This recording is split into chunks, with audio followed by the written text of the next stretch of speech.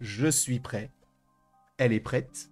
Vous êtes sûrement prêts, sinon vous n'auriez pas cliqué sur la vidéo. Et aujourd'hui, on va parler de Spider-Man 4. Oui, ou Spider-Man dans sa globalité, Andrew Garfield, Tom Holland et évidemment Tobey Maguire. On va évoquer tous ces petits bonhommes-là grâce à The Cosmic Circus. Installe-toi confortablement.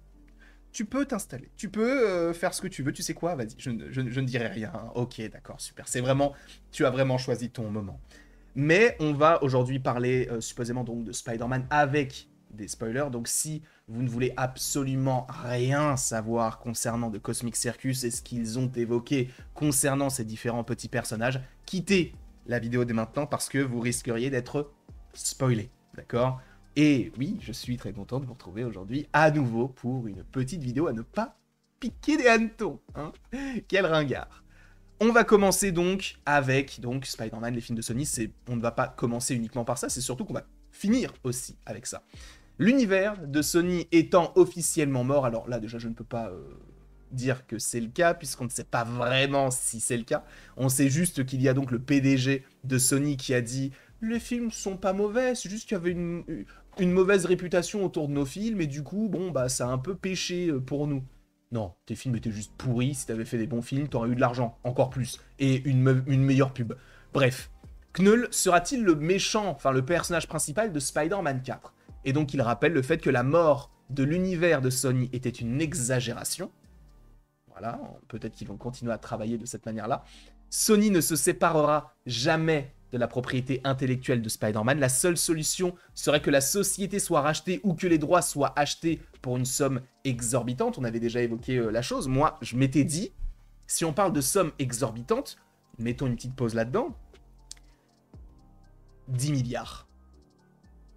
Je mets 10 à 15 milliards. Tu vas me dire, oh en vrai ça va, c'est énorme. 10 à 15 milliards de dollars, c'est énorme pour les droits d'un personnage. Je crois qu'on ne se rend pas compte. Moi, je pense que c'est possible dans cet ordre de prix et que Sony serait vraiment très content d'avoir ces sous-là. Après, est-ce que Disney peut se le permettre? C'est une autre question. Mais juste, sachez que Disney a racheté la Fox pour 7 fois plus que ça. Et ça englobait les Simpsons, les X-Men, les 4 Fantastiques et aussi quoi? Ah oui, Avatar. Et ça a coûté 70 milliards de dollars. Là, on te parle de, en tout cas j'évoque 10 milliards à 15 milliards pour un personnage. C'est énorme.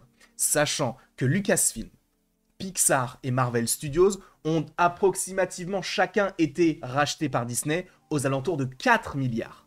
Donc tu as tout le catalogue Marvel Studios, sans compter Hulk, Namor, Daredevil, etc. à l'époque. Tu rachètes, et les X-Men, du coup, tu rachètes tout ça, tu l'as de ton côté, mais t'as dépensé 4 milliards pour tous ces persos et tu pourrais dépenser limite 4 fois plus pour un personnage. C'est là où je pense que, en vrai, si Disney veut vraiment Spider-Man et bien l'évoquer comme ils le veulent, moi j'alignerais. Mais c'est beaucoup plus facile de dire, ouais, moi je vais mettre 10 milliards, alors que frérot, je suis à découvert. Enfin, je suis pas à découvert, mais t'as capté, on n'a pas d'argent ici. Donc, voilà, on n'est pas à leur place, on ne sait pas comment ça se passe, on ne sait pas combien de temps ça prendrait, on ne sait pas comment s'établissent les contrats, mais oui, ce serait une énorme somme, je pense. On continue, du coup, parce qu'en plus de ça, on a un paragraphe sur la suite, en fait. Je vais vous dire ceci à propos de Knull. Je crois toujours que nous allons le voir dans Spider-Man 4. Trop de pièces se mettent en place en même temps, puisque nous parlons de la fin de Spider-Man 4. Beaucoup de choses ont clairement transpiré au cours des derniers jours ou semaines en ce qui concerne l'intrigue de ce film. Doom, Mephisto, Ghost Rider, Knull, Venom, Daredevil. Nous devons nous concentrer sur le fait principal que même si je peux faire confiance à mes sources et à mes reports, au rapport qu'il peut avoir, beaucoup d'entre vous qui lisez ne le croiront pas tant que le studio ont un échange ou un équivalent, ne le confirmeront pas. Cela pourrait être tout cela ou rien du tout. Ce que je peux vous dire, c'est que mes sources m'ont dit que et c'est ce qu'on m'a dit, c'est que Marvel et Sony veulent ce film en particulier, veulent que ce film en fait soit un peu un film type Deadpool et Wolverine.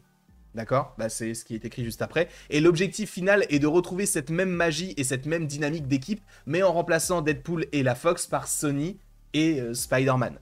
Sur la base de cela, et du contexte multivers de ce film, il est raisonnable de supposer que parmi toutes les options possibles pour former une équipe, Venom joué par Tom Hardy est l'option la plus probable, entre lui, Daredevil joué par Charlie Cox ou tout autre personnage. Par conséquent, l'interaction de ces deux personnages indique probablement l'inclusion de Knull comme antagoniste final pour ces deux personnages. En vrai, de vrai, je me dis, et si le film, oui, alors peut s'appeler Spider-Man King in Black, mais est-ce que cela ne s'appellerait pas, à la limite, un peu comme du Deadpool et Wolverine, Spider-Man et Venom? Ce serait bizarre, mais pas impossible. Après, à voir comment est-ce qu'il pourrait revenir, vu la fin de Venom 3, sans pour autant trop vous spoiler, mais à voir. On continue, sans oublier que des sources fiables m'ont dit qu'elles prévoyaient de faire revenir Tobey Maguire et Andrew Garfield pour une participation plus importante que celle qu'ils avaient dans Spider-Man No Way Home. C'est vrai que Spider-Man No Way Home est un peu similaire à Deadpool et Wolverine, notamment par rapport aux caméos, puisque en vrai on peut comparer les caméos d'Andrew Garfield et de Tobey Maguire à ceux de Blade, Gambit et de X-23. Parce que voilà, ils ont fait équipe, ils ont été là un petit peu, pas trop longtemps et tout. Quant à Mephisto et Ghost Rider, j'admets que cette information est en effet nouvelle pour moi, car j'attendais à ce qu'ils apparaissent, oui, les deux du coup, dans Avengers Doomsday, étant donné l'inspiration d'Avengers Forever pour ce scénario, mais le fait qu'il y ait une fixation sur Spider-Man ne devrait pas vraiment surprendre qui que ce soit, surtout après le célèbre scénario de la bande dessinée One More Day. Donc il se peut que nous soyons en face d'un film où il y aura Mephisto, Ghost Rider, Tobey Maguire, Andrew Garfield, Venom, Knull, Daredevil, enfin bref. Un gros gloubi-boulga. Le costume de Tom Holland à la fin de Spider-Man No Way Home va-t-il changer dans Avengers Doomsday? Et il dit, il aura toujours son costume final de Spider-Man No Way Home. Il finira par devenir le costume, il aura le costume symbiotique, très probablement du coup dans Avengers Doomsday. Et ça, en vrai, ce n'est pas illogique, parce que je vous rappelle que le costume noir, on l'a eu, je crois, dans les comics par rapport à Secret Wars. Et là, Doomsday est le chapitre 1 de Secret Wars d'une certaine manière, donc ça paraîtrait cohérent. Y a-t-il des héros et des méchants que vous attendez de Spider-Man et Venom dans leur combat contre Knull et les symbiotes? Et là, ce sont juste des idées. J'aime bien l'idée que William Dafoe revient, mais pas en tant que Norman, mais plutôt en tant que voix du bouffon vert dans l'esprit de Peter qui le hante et le nargue à cause de tout ce qui s'est passé dans No Way Home. Ça, ce serait vraiment, vraiment, vraiment très très cool. Comme ça avait été le cas pour le bouffon vert junior d'ailleurs. Mais comme je l'ai déjà mentionné, Tobey Maguire et Peter Parker, interprétés par Andrew Garfield, devraient revenir. En parlant de multivers Spider-Man, je voulais mentionner une rumeur selon laquelle il y a eu des discussions à un moment donné sur l'incorporation d'apparitions de Miles Morales et de Spider-Man 2099 dans la saga multiverselle. Mais pour le moment, ce ne sont que des idées qui ont circulé. Je pense qu'après Secret Wars, on aura Miles Morales. Je pense. Mais on verra. Il y a quelques temps, j'ai posé une question sur les nouveaux gardiens du multivers dans What If, et tu as dit quelque chose à propos de Spider-Man. Est-ce que quelque chose auquel tu crois toujours, ou est-ce que c'est autre chose? Et est-ce qu'il ne ferait pas partie de l'équipe dans la saison 3 de What If? Il a dit, restez à l'écoute et regardez. Bon, on a vu What If, il n'y a pas de Spider-Man dans la série, donc bon. Bon, après, ça veut pas dire qu'il s'est trompé ou quoi que ce soit, c'est juste que bon, Spider-Man n'est pas dedans. Qui sont les méchants dans la première moitié de Spider-Man 4 ? En plus de Knull, Robert Downey Jr. C'est vrai qu'il y a Doom, a priori. Venom dans la seconde moitié étant du multivers, Scorpion, Prowler, Shocker, Vulture. Il a dit, ouais, non, il n'y a aucun moyen réalisable de le savoir à l'heure actuelle, et quiconque dit le contraire ment. Sachez qu'actuellement, ils écrivent à nouveau le scénario. Il y a de nouvelles écritures, et d'ailleurs, peut-être qu'on pourrait même en parler dans une vidéo un peu annexe, peut-être un petit peu plus courte, qui arrivera tout à l'heure, tout au plus, parce que Daniel RPK nous a mentionné des choses par rapport à Spider-Man 4, et ce n'est pas forcément trop positif. Est-ce que des Avengers comme Thor, Captain Marvel et Wanda seront présents parce que Knull est puissant, est plus puissant que le Docteur Fatalis? Thanos et Kang et tous les autres Avengers, éternels célestes réunis en un seul et puissant, et plus puissant que Scarlet Witch, également dans les comics. Je m'attends à ce qu'ils affaiblissent Knull en disant qu'il est moins puissant car il vient juste de sortir de Clintar et il n'est pas à 100%, à 100% de ses capacités. Et du coup, on a encore tout ça, donc on s'arrêtera là. Hop là. Merci pour tout ce que tu fais. As-tu une idée de la future introduction de Gwen Stacy dans le MCU? J'ai entendu dire qu'elle était censée être présentée comme la nouvelle héroïne féminine de la trilogie, il y a quelques temps, pendant que Peter entrait à l'université et remplacerait MJ pendant un moment. Mais c'était il y a quelques temps. Donc possiblement qu'à un moment donné, on aura Gwen Stacy en live action. Je me demandais, puisque Daniel RPK a dit qu'il y aurait plus d'un méchant dans Spider-Man 4, et qu'il y a quelques temps, tu as dit qu'il y avait plus de symbiotes qui pourraient apparaître.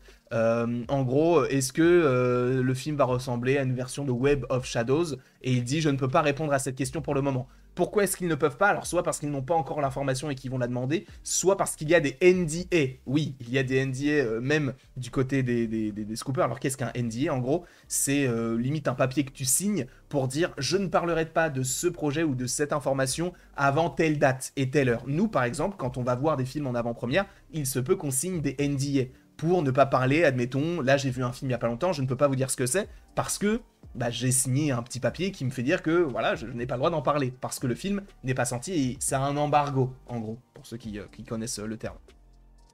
J'ai toujours aimé Spider-Man, en dehors de ça, rien d'autre ne m'a vraiment enthousiasmé. Ma seule question, sais-tu quelque chose à propos des projets de changement de chorégraphie, de combat ou de cinématographie avec le nouveau réalisateur de Shang-Chi? Et il a dit aucune mise à jour à ce jour, enfin à ce sujet, pardon, mais je suis sûr que Destin Daniel Cretton a des idées qui vont certainement se concrétiser. Pour rappel, oui, le réalisateur de Shang-Chi va réaliser Spider-Man 4, donc ça aussi, c'est plutôt intéressant. Avez-vous de nouveaux détails non révélés que vous pouvez partager avec nous concernant l'intrigue ou les moments forts de l'histoire de Spider-Man 4? Et lui-même le dit, pour l'instant, je ne peux pas en parler. Et est-ce qu'il y a des... Enfin, avez-vous une idée de ce qui est terminé dans la saison 2 de Your Friendly Neighborhood Spider-Man? Et si Marvel sait quand est-ce qu'ils veulent la sortir? Et pour l'instant, non plus, ils n'ont pas d'idée. Parce qu'en gros, sachez que Your Friendly Neighborhood Spider-Man, donc la série qui arrive en janvier, c'est une série qui, a priori, devrait avoir plusieurs saisons.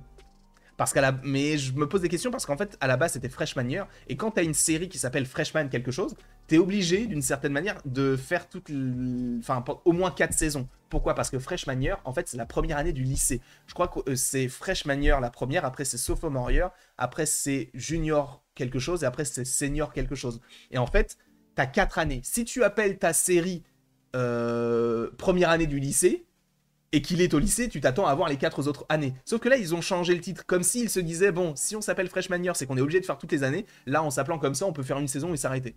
Donc on verra. Mais quoi qu'il en soit, voilà un petit peu tout ce qui est prévu du côté de Spider-Man par rapport à ce que nous ont dévoilé bon, bah, les petits membres de Cosmic Circus. Merci beaucoup à vous d'avoir été présents devant cette vidéo, j'espère qu'elle vous aura plu. N'hésitez pas à l'aimer, à la partager, à la commenter, à vous abonner, bref, vous faites ce que vous voulez. Et après tout ceci, il ne me reste plus qu'à vous dire à la prochaine, pour la prochaine. Et encore une fois, merci beaucoup à vous d'avoir été présents. De toute manière, il y a beaucoup de choses qui vont être évoquées ces prochains jours. Donc, de toute manière, restez bien à l'affût de la moindre opportunité de vidéo Marvel. Et même de toute autre chose, puisqu'il y a beaucoup de choses en lien aussi avec DC en ce moment. Donc, voilà. N'hésitez surtout pas, quoi. Non, vraiment, n'hésite pas. Vraiment, tu peux proposer ce que tu veux. Et je te regarde dans les yeux. N'hésite pas. Sincèrement.